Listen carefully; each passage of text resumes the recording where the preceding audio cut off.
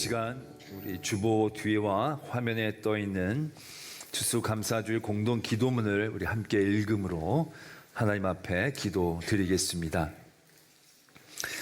우리의 삶을 한결같은 사랑으로 돌보시는 하나님 아버지, 올 한 해도 하나님의 은혜 안에 우리를 돌보시고 우리의 삶에 많은 열매를 허락하심에 감사하며 추수감사주일 예배를 드립니다. 정원의 한 가족이 오롯이 마음과 정성을 담아 주님께 드리는 감사의 고백과 예배를 기쁘게 받아 주시옵소서. 우리의 삶에 풍성한 열매를 주신 아버지, 저를 따라 따스한 햇빛과 이른 비와 늦은 비를 허락하시사 귀하고 복된 열매를 맺게 하시고 일용할 양식을 공급해 주신 은혜에 감사드립니다. 우리의 직장과 사업, 학업과 사역을 통해 맺어진 모든 결실이 오직 주님의 은혜임을 믿음으로 고백하오니 우리의 감사의 고백을 기쁘게 받아 주시옵소서. 우리의 삶에 풍성한 믿음을 주신 하나님 아버지, 세상의 헛된 풍조 속에 가치관이 흔들리는 도전 앞에서도 오직 예수님만 붙드는 믿음의 삶을 살아가게 하신 은혜에 감사드립니다. 사랑하는 정원의 한 가족이 믿음을 집어삼키려 하는 세상의 거친 파도에 휩쓸리지 않고 당당하게 맞서 나아가 믿음으로 승리하는 공동체로 세워지게 하옵소서. 우리의 삶에 풍성한 소망을 주신 하나님 아버지, 그 변하는 시대의 변화로 인한 불안과 깊은 고독과 우울함이 가득한 삶의 자리에서 소망을 잃어버린 채 살아가는 우리에게 소망을 품게 하신 은혜에 감사드립니다. 사랑하는 정원의 한 가족이 불확실한 미래에 대한 염려와 소외된 자리에서 절망하는 이들의 아픔을 위로하고 치유하는 소망의 공동체로 세워지게 하옵소서. 우리의 삶에 풍성한 사랑을 주신 하나님 아버지, 갈등과 분열, 혼돈과 무질서로 인해 서로를 적대하며 사랑을 잃어버린 세상을 살아가는 우리의 손을 사랑의 손길로 붙잡아 주신 은혜에 감사드립니다. 사랑하는 청혼의 한 가족이 끊이지 않는 전쟁과 정치적 혼란으로 인한 다툼과 적대감이 가득한 세상에 예수님의 사랑과 평화를 흘려보내며 화해와 평화를 이루는 사랑의 공동체로 세워지게 하옵소서. 언제나 우리에게 풍성한 은혜를 주시는 주님의 한량없는 사랑에 감사하며 이제는 주님이 가르쳐주신 기도를 함께 드리오니 하늘에 계신 우리 아버지, 아버지의 이름을 거룩하게 하시며 아버지의 나라가 오게 하시며 아버지의 뜻이 하늘에서와 같이 땅에서도 이루어지게 하소서. 오늘 우리에게 일용할 양식을 주시고 우리가 우리에게 잘못한 사람을 용서하여 준 것 같이 우리 죄를 용서하여 주시고 우리를 시험에 빠지지 않게 하시고 악에서 구하소서. 나라와 권능과 영광이 영원히 아버지의 것입니다. 아멘.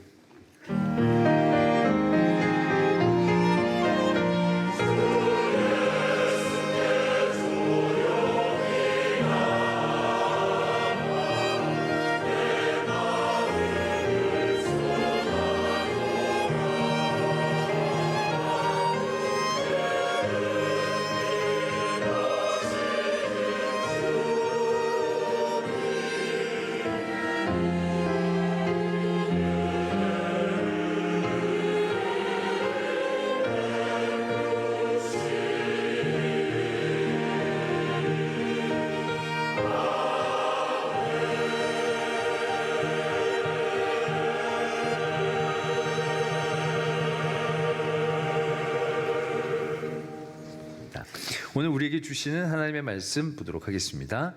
신약성경 골로새서 3장 15절로 17절까지 말씀. 제가 가지고 있는 신약성경 327면에 있는 골로새서 3장 15절로 17절까지 말씀 제가 봉독 드리겠습니다. 그리스도의 평강이 너희 마음을 주장하게 하라. 너희는 평강을 위하여 한 몸으로 부르심을 받았나니 너희는 또한 감사하는 자가 되라. 그리스도의 말씀이 너희 속에 풍성히 거하여 모든 지혜로 피차 가르치며 권면하고 시와 찬송과 신령한 노래를 부르며 감사하는 마음으로 하나님을 찬양하고 또 무엇을 하든지 말에나 일에나 다 주 예수의 이름으로 하고 그를 힘입어 하나님 아버지께 감사하라. 아멘. 하나님의 말씀입니다. 이 시간 할렐루야 찬양대가 하나님께 찬양으로 영광을 돌리겠습니다.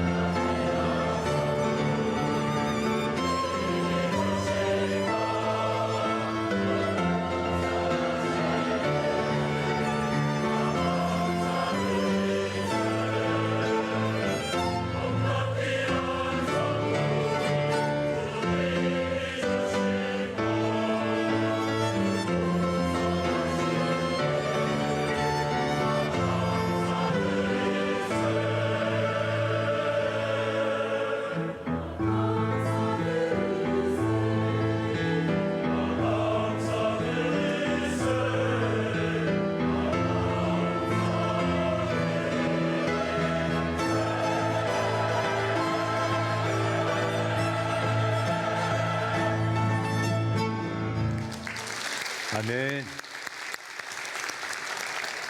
네, 할렐루야 찬양의 귀한 찬양 감사를 드립니다.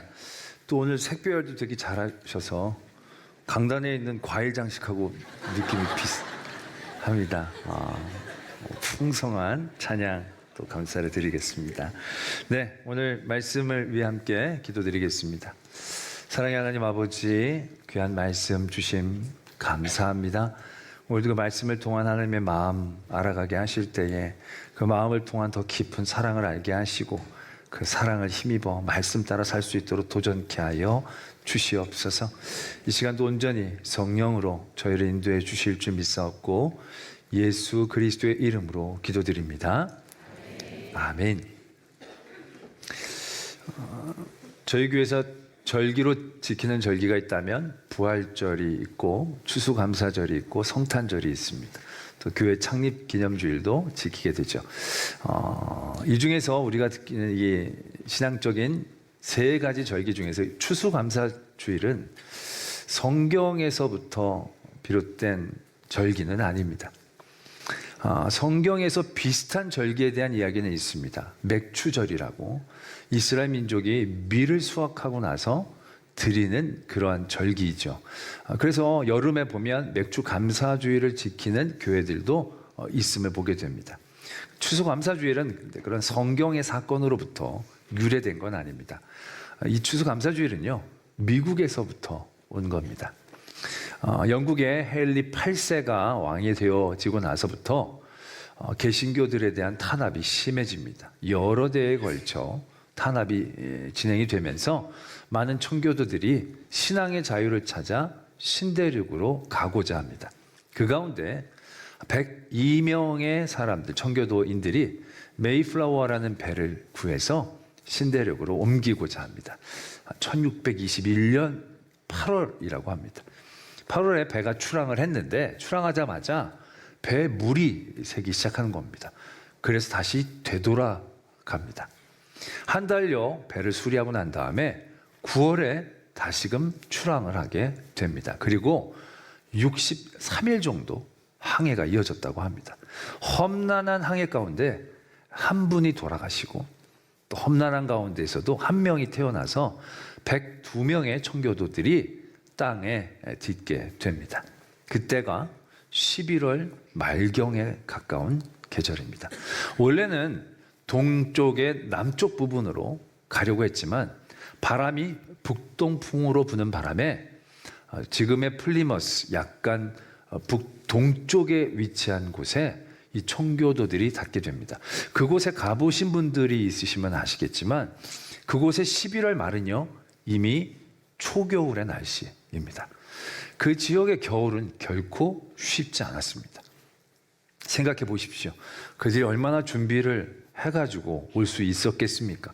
102명의 여러 다양한 연령대의 사람들이 그 추위가 시작되는 곳에 내려가며 집도 식량도 아무것도 없는 곳에서 그 계절을 버텨나간다는 것은 참으로 혹독한 시련이었을 것입니다. 그해 겨울에 52분이 돌아가시게 됩니다. 그리고 50명만 살아남게 됩니다.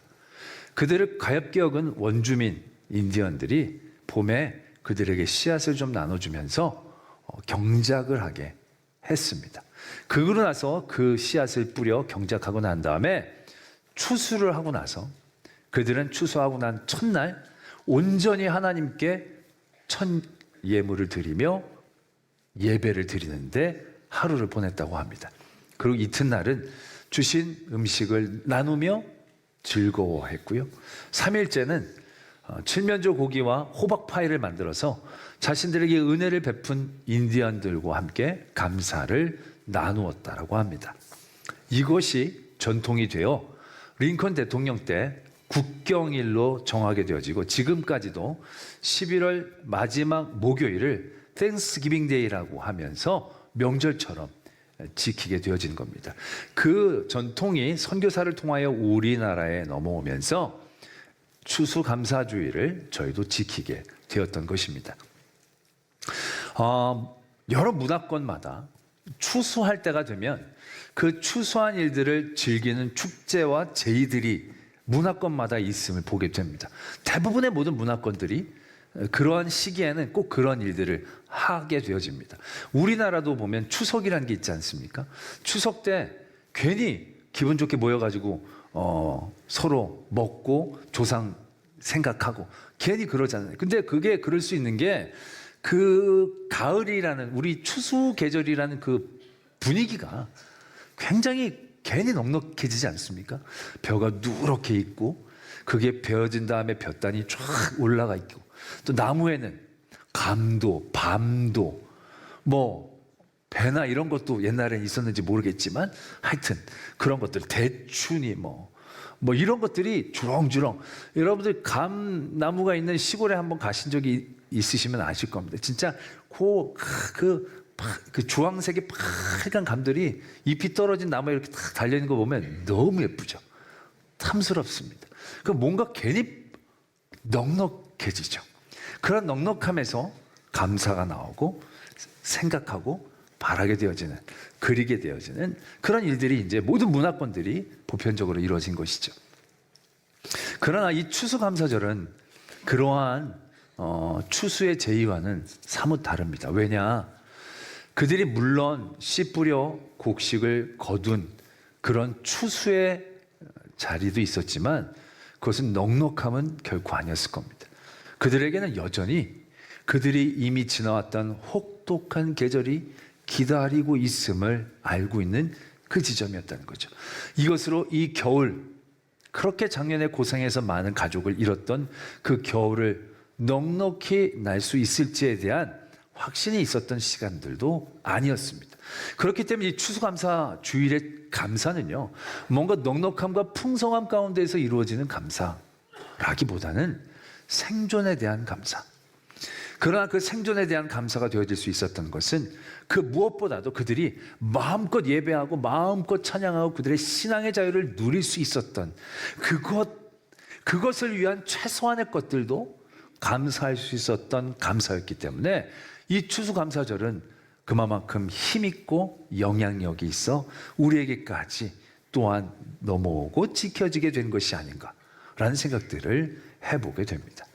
때문에 우리의 감사가 추석에 있는 그런 감사가 아니라 추수감사절 이 청교도들이 드렸던 그런 감사, 예배하고 함께 나누고 또 감사를 표현하고 전할 수 있는 최소한의 것들만 있을지라도 그렇게 감사할 수 있는 그런 감사로 나아가기를 도전합니다. 그런 가운데 오늘 우리가 드려야 할 감사의 모습들을 다시 한번 살펴보고자 하는데요.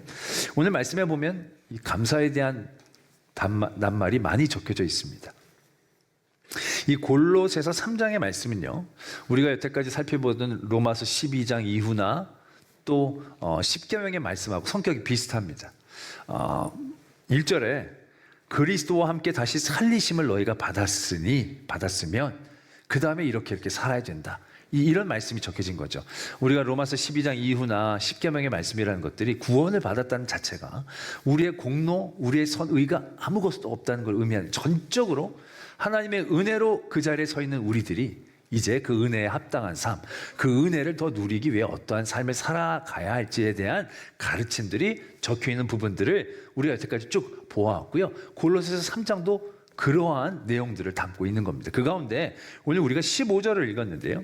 15절에 그렇게 은혜를 받은 우리들이 무엇을 해야 할지를 우리에게 분명히 도전하고 가르쳐 주시죠. 뭐냐? 그리스도의 평강이 너희 마음을 주장하게 하라.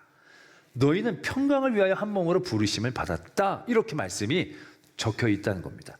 우리가 하나님의 은혜를 받았고 믿음을 얻고 구원을 받았으면 우리는 평강해야 하는 것이 마땅합니다. 우리가 평안해야 한다는 것입니다. 평안을 지키기 위해 애써야 한다는 것을 우리에게 가르쳐주고 계신다는 거죠. 예수님께서도요, 제자들에게 내가 너에게 평안을 준다라고 말씀하신 거예요. 평안을 우리에게 주신 거예요. 제자들에게. 우리에게 평안을 줬기 때문에 평안이 없다? 그럼 이거 굉장히 뭔가 문제가 있는 거예요. 부활하시고 나서도 처음으로 예수님이 제자들에게 뭐라고 말씀하시냐면 평강이 있을지어다. 그들에게 평강이 있어야 되는데 평강이 없으면 이게 좀 문제가 있다는 거죠. 하나님의 큰 은혜를 받은 우리들, 평강이 우리를 주장하도록 애쓰고 힘써서 평안한 상태가 되어져야 한다는 얘기죠. 그러나 여러분, 지금 여러분들 어떻습니까? 평안하십니까? 아멘, 감사합니다. 근데 여러분들 가운데 그런 분들이 계실 거예요. 일이 없어야 평안하죠. 그렇게 일이 많고 문제가 많은데 평안할 수가 있나요? 평안 누구나 안 하고 싶나요? 그런데 평안할 수가 없는 걸 어떡합니까? 이런데도 마음만 붙잡으라는 게 쉽지 않습니다. 뭐 이런 마음들이 생겨나가게 됩니다. 과연 우리에게 평안, 우리의 마음을 주장해야 하는데 어떻게 그 평안을 누릴 수 있을까? 우리는 평안이라고 하면 그 뜻 그대로 아무 일이 없는 상태를 의미하는 겁니다. 아무 문제나 아무런 어려움이 없는 상태, 무사한 상태. 뭔가 일이 있고 이슈가 있으면 안 되는 거죠. 그런데 우리들의 삶의 자리에서 일이 없기가 쉽지 않잖아요. 그런데 평안을 우리가 유지한다? 평안하라? 쉽지 않은 겁니다. 뭔가 예수님이 우리에게 원하시는 평안은 우리가 생각하는 것과는 결이 많이 다르지 않는가 생각해 볼 수 있는 대목이다라는 얘기죠. 더더군다나 예수님께서 평안 주시고 평안하라고 얘기하신 그 상황을 살펴보면 더 그렇습니다. 예수님이 내가 너희들에게 평안을 준다. 세상이 주는 것과 다르다. 라고 말씀하셨는데 그 말씀하실 그때 배경이 언제냐면 절대 평안할 수 없는 배경이거든요. 예수님께서 잡히시는 날 밤에 제자들과 함께 모이시면서 나 이제 잡힌다. 나 이제 떠난다. 나 이제 죽는다. 이런 얘기들을 제자들한테 하시는 거예요. 아니 예수님만 바라보면서 따라왔던 제자들에게 그런 말씀을 주셨는데 제자들이 평안할 수 있겠어요? 앞이 캄캄할 거면 이게 무슨 얘기인가? 정말 어리둥절해서 정신을 못 차릴 상황 가운데서 예수님이 이렇게 얘기하신 거예요. 평안하라. 그럼 그런 말을 하시지나 말든가. 실컷 사람 속을 뒤집어 놓고는 평안하라 라고 얘기하시면 이게 어쩌란 말인가? 라는 거죠. 또 부활하시고 난 다음에 제자들에게 처음 나타나셔서 평강이 있을지어다 라고 얘기하신다는 거죠. 그 상황이 평강이 되겠어요? 지금 예수님 돌아가시고 무덤에 갇혀 계시는데 이제 그들이 앞으로 어떻게 살아가게 될지 알지도 못한 상황 가운데 갑자기 예수님이 나타나신 거야. 그러면 놀래 자빠지지 않겠어요? 아니 그럼 놀래키시나 말든가. 걱정하고 있다가 갑자기 예수님 왔는데 갑자기 평강 쉽지 않은 거죠. 화들짝 놀라겠죠. 이게 뭔 일인가, 꿈인가 생신가.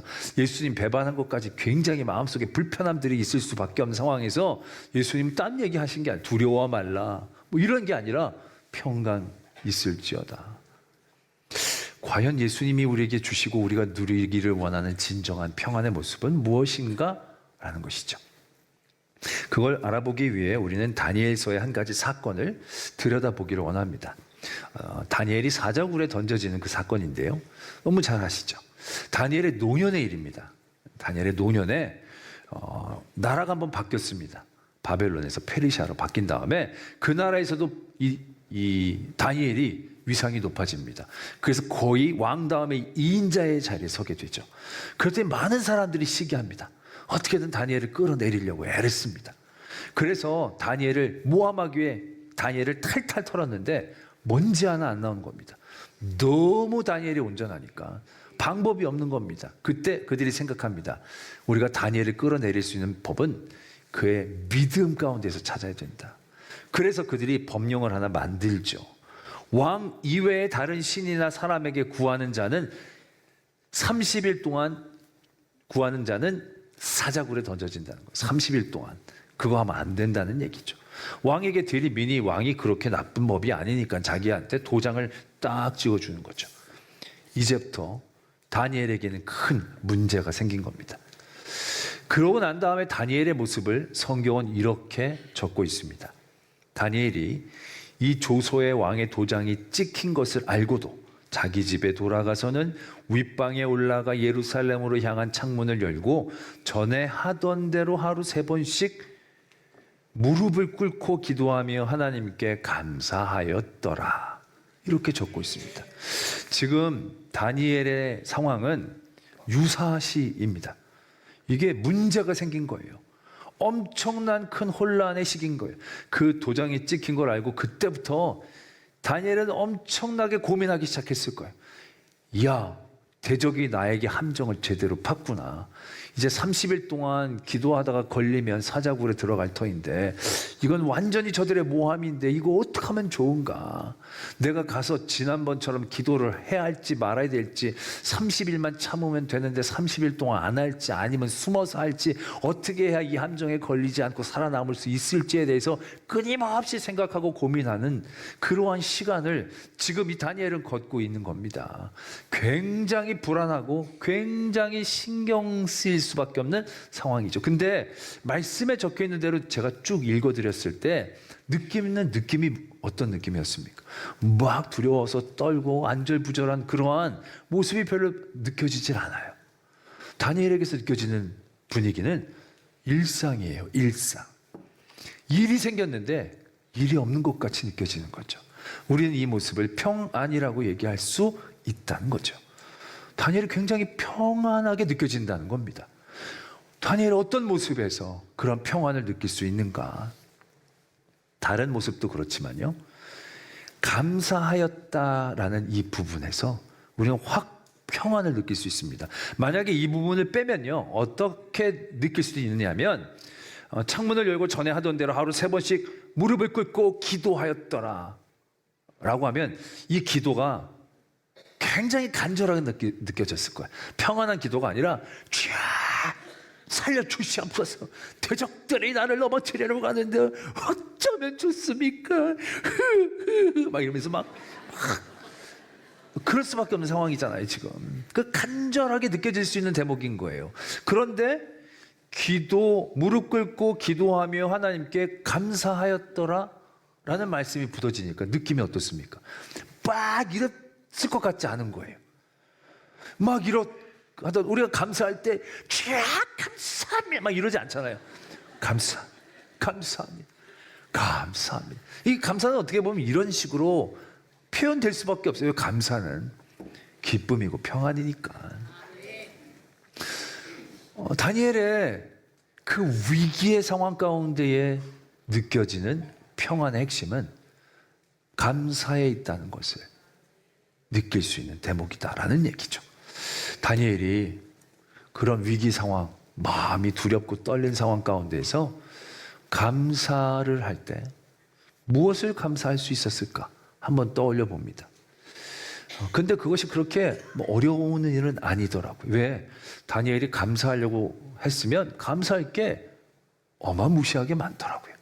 그의 이전의 여러 가지 삶을 다시 한번 되돌아보면 그가 포로로 끌려와서 왕의 음식을 거절하고 채소만으로 사람들 앞에 뛰어나게 세워지고, 느부갓네살 왕이 희한한 꿈을 꾼 다음에 꿈까지 맞추라고 할 때 아무도 못 맞추니까 모든 지식인들이 다 죽을 수밖에 없는 위기 가운데서 하나님이 다니엘에게 그 꿈까지 알려주시고, 그래서 그 꿈을 해몽하게 하셔서 모든 사람을 살리게 하고, 금신상을 세웠을 때도 다니엘과 세 친구들은 그 위기를 넘어가고, 제국이 바뀌었음에도 불구하고 다니엘은 등용이 되어 지금까지 지켜주신 하나님의 은혜를 생각하면 감사할 따름이고, 그런 감사가 이제 더 살지 않아도 받은 은혜가 충분하다라는 마음의 평안의 모습이 될 수 있었다라는 사실들을 발견하게 된다는 얘기죠. 때문에 성도에게 요구되어지는 평안의 모습은요, 일이 없고 문제가 해결되어진 상태를 의미하는 게 아닙니다. 그런 것들은 여전히 있을 수 있지만, 그런 상황 가운데에서도 감사가 고백되어질 수 있다면 그 자리를 평안의 자리라고 얘기할 수 있겠다라는 것입니다. 여러분들의 삶의 자리, 아무 문제가 없다고 평안한 거 아니에요. 아무 문제가 없으면 평안할 것 같죠? 아니요. 아무 문제만 없으면 어떤 현상이 일어나느냐면 이런 현상이 일어납니다. 왜 아무 문제가 없지? 왠지 불안한데, 이제 곧 터질 때가 됐는데, 그러면서 늘 불안하고 전전긍긍해지는 상태가 되어지는 거예요. 아무 문제가 없다고 평안한 게 아니라는 거예요. 아무 문제가 없을 그때에 감사가 고백되어질 때, 지금까지 지켜주시고 아무 일 없게 감사, 이게 평안인 거예요. 더 나아가 여전히 문제가 있을지라도 내 삶에 감사가 고백되어지면 그걸 평안하다라고 얘기할 수 있다는 거예요.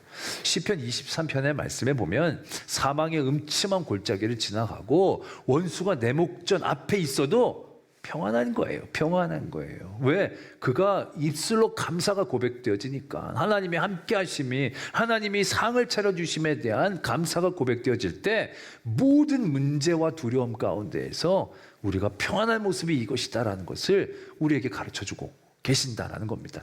오늘 말씀도 보면요, 우리에게 평강의 마음을 주장하게 하라라고 적고 계십니다. 그리고 또한 감사하는 자가 되라. 평강 다음에 감사가 바로 나와요. 그냥 병렬식으로 평강해라, 감사해라, 이런 말씀이라고 이해할 수도 있을 거예요. 그런데 오늘 말씀에 보면 평강이 너의 마음을 주장하게 하라라고 말씀하신 다음에 감사하라라고 적고 있지 않고 감사하는 자가 되라라고 적고 있어요. 이건 투두의 문제가 아니라 투비의 문제인 거예요. 이건 갑자기 감사가 또 튀어나온 게 아니고, 평강이 우리의 마음을 주장하게 되어질 때 우리가 보여지는 현상이 바로 감사라는 것을 우리에게 분명히 하고 있다라는 것입니다. 또 이게 너무 은혜가 되는 게, 평강이 우리의 마음을 주장하게 하는 그 방법적인 지혜가 감사하는 곳에 있음을 깨닫게 되어지기도 한다는 거죠. 우리가 평강이 너의 마음을 주장하게 하라 라고 말씀이 적혀져 있어서 마음이 평강하려고 합니다. 여러분들이 막 두려운 일들이 막 있어요. 내일 큰 문제가 있고 해결해야 될 일들이 있고 또 뭐 시험을 앞둔 막 자녀들이 있고 그래서 마음이 막 불안한데 평강하라고 해서 이제 평강의 마음을 주장하려고 합니다. 그럼 여러분들 어떻게 합니까? 기도하죠. 어렵습니까? 기도 안 합니까? 막 기도를 막 합니다. 기도할 때는 좀 마음이 괜찮다고도 기도가 끝나는 그 순간부터 또 평강이 쉽지 않지 않습니까? 그래서 우황청심환 하나 먹으면 진정이 되지만 그것도 약 기운이 떨어지면 끝인 거예요. 두려워하지 말라, 놀라지 말라, 담대하게 물러갈지어다, 문제들 떠나갈지어다 막 신나게 소리치지만 신나게 소리칠 땐 물러갔다가도 밀어낸 물이 다시 밀려 들어오듯이 문제와 걱정들은 우리들에게 굉장히 집요하게 따라오게 되어지는 것을 경험할 때가 많이 있습니다. 어떻게 하는 것이 평강이 우리의 마음을 주장하게 하는 방법인가? 문제, 걱정, 근심, 소리친다고 물러가는 것도 아니고 외면한다고 없어지는 것도 아니고 어찌하면 좋을까? 우리가 고민할 때가 많이 있다라는 얘기죠. 그런데 그 방법적인 일이 감사를 통해서 우리에게 이루어진다는 거예요. 미국에서 의사를 하시던 분이 저에게 이런 얘기를 하신 걸 들은 적이 있습니다. 미국은 의료 체계가 좋지 않습니다. 우리나라는 의료보험이 잘 돼 있어서 여러분들이 1년에 한 번씩 정기 검진도 받으시고 받지 않으면 보험공단에서 받으라고 막 독촉도 오고 정말 기가 막히게 좋은 나라예요, 우리나라가. 미국은요, 그거 굉장히 경비가 많이 든다고 합니다. 그래서 웬만한 사람들은요, 정기적으로 검진 꿈에도 생각하지 못한다는 거예요. 그러니까 증상이 나타나야 병원에 온다는 거죠. 그 증상이 나타나서 병원에 오면 대부분 너무 늦을 때가 많다는 거죠. 그럼 얘기를 합니다. 암이십니다 라고 얘기하면 동양인들은요, 처음에는 받아들이지 않는답니다. 그리고 굉장히 절망하고 두려워한다는 겁니다. 왜 내게 이런 병이 오냐고. 내가 열심히 산 죄밖에 없는데 왜 나에게 이런 일이 있냐고. 우리 형도 동생도 안 걸리는데 왜 나만 이런 게 걸리냐고.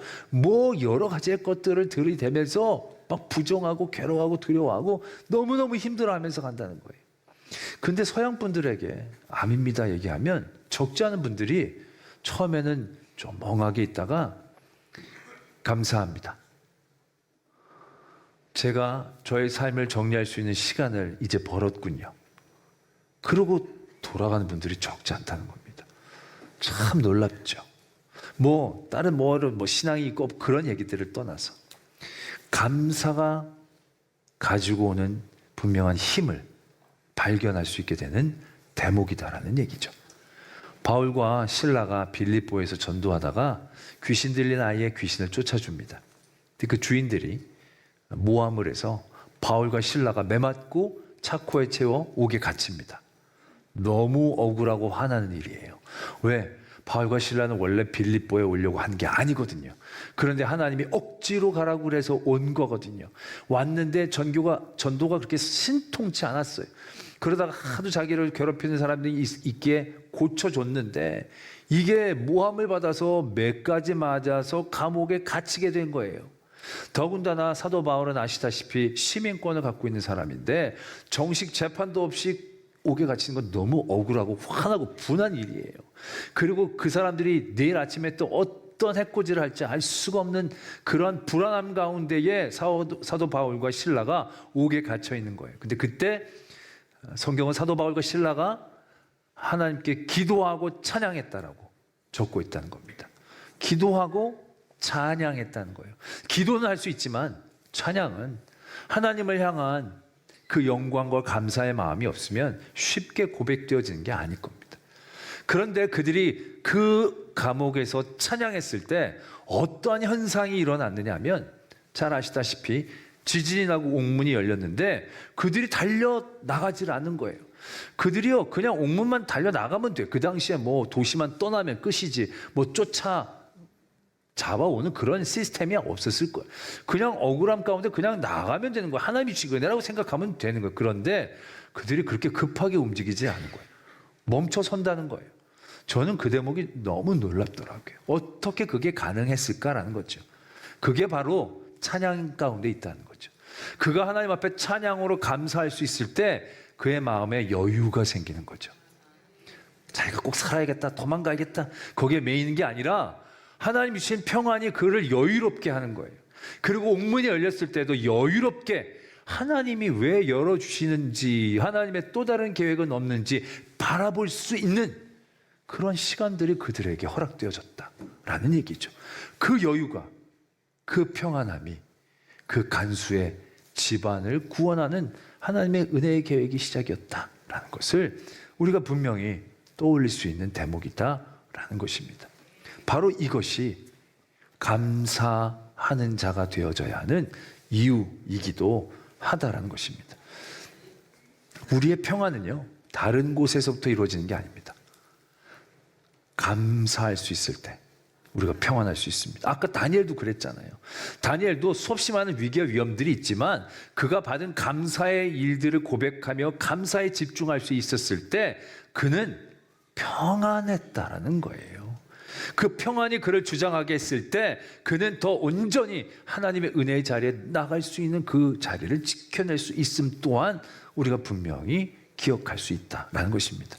때문에 오늘 우리는 그러한 감사의 자리를 붙잡을 수 있어야 한다는 것입니다. 그냥 넉넉한 상황과 환경에 대한 감사가 아니라 청교도들처럼 그들에게 주어진 자그마한 것이지만 그것으로 감사할 때 닥친 혹독한 계절의 앞에서도 기쁨과 감사를 잃지 않을 수 있었고 그곳에서 더 하나님의 놀라운 일들을 이루어내갈 수 있었다라는 것을 떠올려야 한다는 것입니다. 그래서 오늘 우리는 이 감사의 절기에 감사를 통하여 하나님이 주신 평안을 온전히 누리기를 원합니다. 상황과 환경에 대한 것이 아니라 내게 주신 감사의 제목들을 다시금 고백함으로 평안을 누리기를 소망합니다. 그러나 우리가 더 중요하게 생각해야 할 것이 있습니다. 추수감사절에 중요한 게 추수구 감사가 라고 생각하지만 아니라는 겁니다. 정말로 중요한 건 예수 그리스도이다라는 겁니다. 오늘 골로새 3장 15절에서 17절 말씀, 감사라는 단어가 많이 적혀 있어서 감사가 강요되어지는 것처럼 보이지만 아니에요. 감사는 어떻게 보면 수단, 방법과 길이는 거예요. 무엇을 위한 수단과 방법과 길이냐?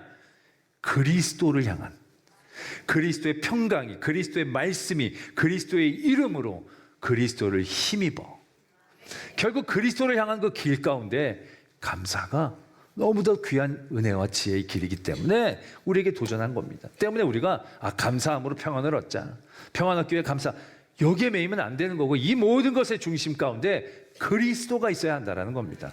마치 성탄절에 크리스마스 추리도 있고 선물도 있고 루돌프도 있는데 아기 예수가 빠질 때가 많잖아요. 우리가 추수감사절에도 내가 받은 거 많이 있고 그 받은 것에 감사하고 기뻐하면 내 자신은 있는데 그리스도가 빠질 때가 많이 있다는 거예요. 그리스도가 빠진 평강은 절대 평강일 수 없고요. 그리스도로 인한 감사가 아닌 감사는요, 세상 것과 다를 바가 없는 거예요. 오늘 이 추수감사절을 통해서 그 청교도들의 감사, 예수 그리스도를 향한 그 감사, 예수 그리스도로 얻어낸 평안들을 온전히 누릴 수 있는 저와 여러분들이 되어지기를 소망합니다. 기도하겠습니다. 감사를 통하여 더 큰 은혜의 자리를 깨달아 나아가게 하심을 감사합니다. 오늘 예배를 드린 모든 예배자를 늘 귀하게 여기며 그 예배자를 위해 늘 간구하며 나아갈 때에 그 삶에 늘 감사의 고백으로 풍성케 하여 주시옵소서. 예물을 드립니다. 주신 것 하나님의 것 고백하며 드린 예물 하나님 기뻐 받아주시고 저들의 손길에 더 하나님의 풍성함으로 허락하시어 그 손길로 하나님의 사랑과 하나님의 은혜를 나눌 수 있도록 도와주시옵소서. 성도들의 가정마다 함께하여 주시되 특별히 우리 자녀들 그대 여러 진로를 위해 힘쓰고 애쓸 때입니다. 세상의 여러 가치관에 휘둘리지 않게 하시고 하나님이 주신 마음과 감사함으로 나아갈 때에 하나님 그 자녀들을 귀히 여겨 주시고 하나님께 영광 돌리는 삶이 될 수 있도록 역사하여 주시옵소서. 저희 교회 안에 주신 은혜 너무 많습니다. 하나님 맡겨주신 모든 것들 잘 감당케 하여 주셨사오니 하나님께 더욱더 영광을 돌리게 깨어있게 하시고 또 하나님의 마음을 흡족하게 하는 저희들 되게 늘 하나님의 일과 손과 발이 될 수 있는 저희들 되게 해 주시옵소서. 교육관 건축 가운데 있습니다. 또 하나님 안전하게 은혜롭게 잘 세워져 가게 인도하여 주시옵소서. 불모제와 같은 이 땅 가운데 복음을 통하여 놀라운 은혜 주셨습니다. 도움을 받는 나라에서 도와주는 나라로 바뀐 나라가 거의 없는데 놀라운 은혜를 받았습니다. 그러나 우리가 많이 교만해졌음을 인정합니다. 하나님 앞에 겸손히 무릎 꿇을 때에 하나님 우리나라에 주신 귀한 복음의 촛대에 옮겨지지 않도록 인도하여 주시옵소서. 열방이 하나님이 주신 은혜가 그들의 힘인 양 권력처럼 서로 뺏고 빼앗기지 않으려고 애쓰지만 하나님 서로 나누고 베풀 수 있는 하나님의 법칙이 이 세상의 법칙임을 저들도 알게 하여 주시옵소서. 오늘 예배자들 예배를 통하여 하나님 앞에 감사함으로 나아갈 때에 여전히 그들의 삶의 궁핍과 결핍이 있을지라도 예배를 통하여 채워주시고 회복하시고 다시금 소망케 하여 주시옵소서. 곳곳에 섬기는 많은 손길들 1층부터 지하 4층까지 또 바자회장 또 여러 교회 학교의 곳곳에서 보이지 않는 곳에서 섬기는 모든 손길들 하나님만 아십니다. 하나님의 은혜로 채워 주시옵소서. 아버지 하나님 선교사님들 그 귀한 선교의 사역에 늘 감사의 열매 맺혀지게 하시고 우로됨에 우리 교우들 이곳에 와서 하나님을 아는 이 놀라운 은혜 지키게 하여 주시옵소서. 감사를 드렸고 예수 그리스도의 이름으로 기도드립니다. 아멘. 다 자리에서 일어나시겠습니다. 오늘 귀한 찬양해 주신 우리 할렐루야 찬양대 또 나우 찬양팀 감사를 드리고요. 또 여러 가지로 수고해 주신 모든 성도님들, 봉사위원들, 안내위원들, 또 우리 꽃꽂이부, 또 우리 바자회를 위해 수고해 주신 분들, 교회학교 선생님 다 감사합니다. 네, 오늘 주위에 있는 성도들과 인사할 때 오늘은 감사 인사 드렸으면 좋겠습니다. 우리 주위에 있는 성도들과 감사합니다로 인사하겠습니다. 감사합니다.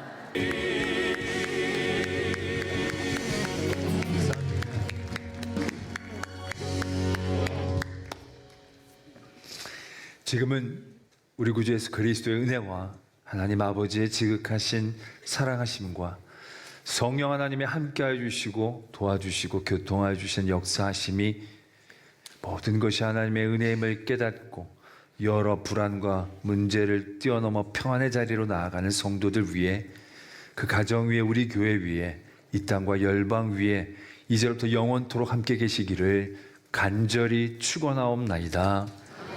아멘.